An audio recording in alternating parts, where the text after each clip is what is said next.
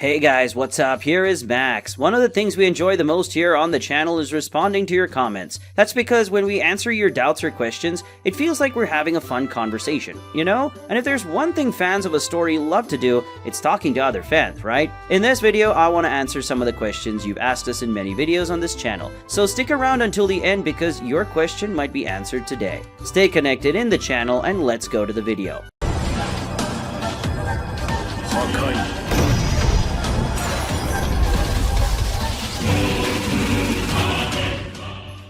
The first question you guys had asked is this: why was Vegeta stronger than Goku in Super Saiyan Blue in Chapter 1 of Dragon Ball Hakai? That is a good question. It was explained in the chapter, but it was a quick explanation that may not have been clear to many people, so I'll explain it better. But before explaining, let me remind you of the situation because perhaps many people don't know. In Chapter 1 of Dragon Ball Hakai, Goku and Vegeta had a sparring match on BEERUS' planet, and in that fight, Goku was using Super Saiyan Blue with Kaioken, while Vegeta was using Super Saiyan Blue Evolution. Vegeta clearly had the advantage over Goku in that fight, which raised doubts for many people since these forms were supposed to have the same power. Now that I've refreshed your memory, let's talk about this situation. In that fight, Goku was using Super Saiyan Blue with the power multiplied by Kaioken. It wasn't stated how many times he was multiplying his power, but most likely it was 20 times since that was the maximum he was able to do until the Tournament of Power, which was the last time we saw him do it. And Vegeta was using Super Saiyan Blue Evolution, which is the maximum evolution he achieved for the transformation.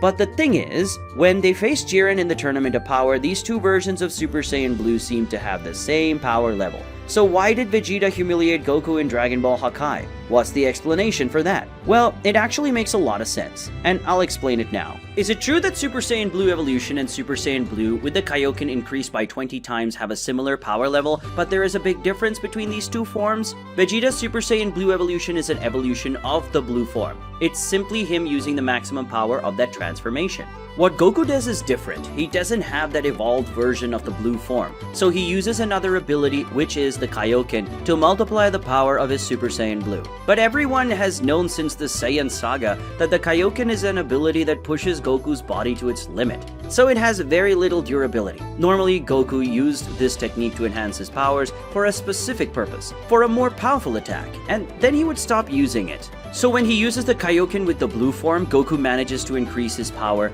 and match the evolution form of Vegeta, but he loses stamina much faster due to the energy expenditure of the Kaioken, while Vegeta takes longer to lose energy because he is only using one transformation instead of a transformation combined with an ability. Let's suppose that the power of Goku's Super Saiyan Blue with Kaioken 20 times and the power of Vegeta's Super Saiyan Blue Evolution are both 10. At the beginning of the fight, they will both be at the same level, which is 10, but after 1 minute of the fight, Goku will have 9 power, then 8, then 7, and so on. Meanwhile, Vegeta will maintain 10 for a much longer time. And that's what happened in Chapter 1 of Dragon Ball Hakai. They started the fight at the same level, but after a while Goku started losing power while Vegeta maintained his level. Well, I think that question is already answered, right? But if you still don't understand, leave a comment, I'll explain it better in the next video. Perhaps you who are watching this video until now might be wondering, what is Dragon Ball Hakai? Well, if you don't know about it yet, probably because you're new to the channel, and if that's the case, subscribe and enable notifications so you won't miss our upcoming content, okay? We always have content for you, Dragon Ball fans, so subscribe because you won't regret it. And if you enjoy this type of video where we interact with you, please leave a like so we'll know that you want more of this type of video. But then answering what Dragon Ball Hakai is, it's a story where Goku becomes a god of destruction and has great adventures as a Hakaishin. This story has a manga that already has over 20 completed chapters. And if you're curious to see this plot, you can read all the chapters on our website, dbhakai.com. And you can also follow the story here on the channel because we have a playlist telling the whole story of Dragon Ball Hakai for you. And if you enjoy this story and want to help us with the production, you can do so with our Patreon, and for a very small amount, you'll be supporting the manga's production and receiving some exclusive benefits here on the channel. To learn more, click on the link in the video description. Well, I think I've said everything, now let's continue with the questions.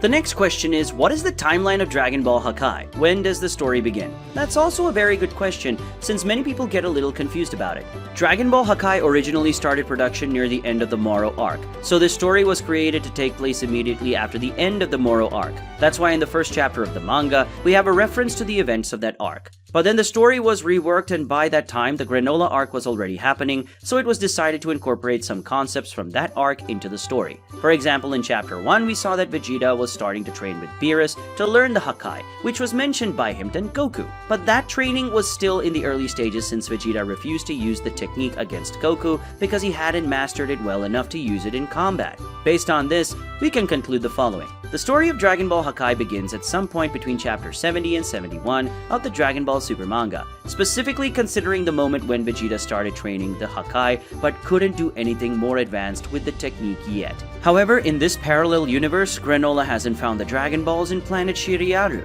and he hasn't become the strongest man in the universe. In the future of Dragon Ball Hakai, the events of the Granola arc will be mentioned, but we can leave that subject for another video.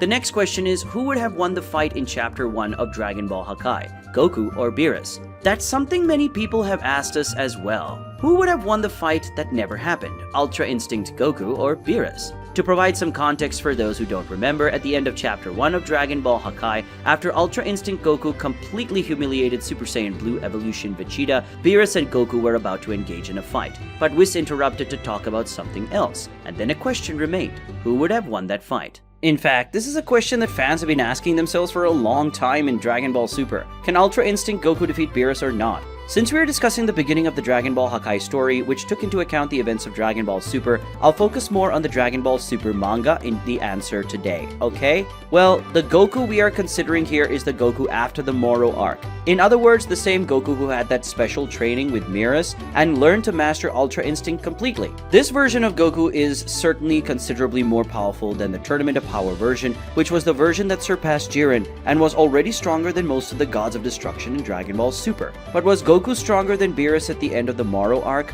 I don't think so, and I'll explain why. If we assume that Goku is more powerful than BEERUS at the end of the Moro arc, then we also have to assume that Vegeta in the Granola arc is more powerful than BEERUS. And so it is Gas, Granola, and Frieza. If so many mortals were already stronger than him, BEERUS would be desperate, don't you think? But it's the opposite. He remains as calm as ever, not really caring much about the power level of these mortals. And there's another detail that I noticed, but I think most people didn't pay attention to it. Think with me. I don't think anyone doubts that the most powerful mortal we know so far is Frieza, right? He killed the strongest man in the universe with one blow, and then defeated Goku and Vegeta in their most powerful forms with another blow. So undoubtedly the strongest mortal we know is Frieza. In the Dragon Ball Super manga, when Goku and Vegeta wanted to keep Broly, Chi-Lai, and Lemos safe from Frieza, what did they do? Yes, they brought the three of them to BEERUS' planet because, according to Goku, it was the safest place in the universe for them to stay. And at no point did BEERUS mention that Frieza was a danger to him, even with all of them there.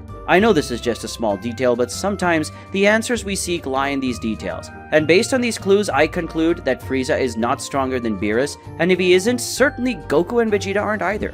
If Goku after the Granola arc isn't stronger than BEERUS, he definitely wasn't after the end of the Moro arc, right? Since it's a much more powerful version of him, including a much stronger transformation, which is true Ultra Instinct. And all of this that I mentioned so far are events from Dragon Ball Super. But those who are more advanced in Dragon Ball Hakai know that in this story, the Gods of Destruction have an extra source of power that makes them much stronger than they are in Dragon Ball Super.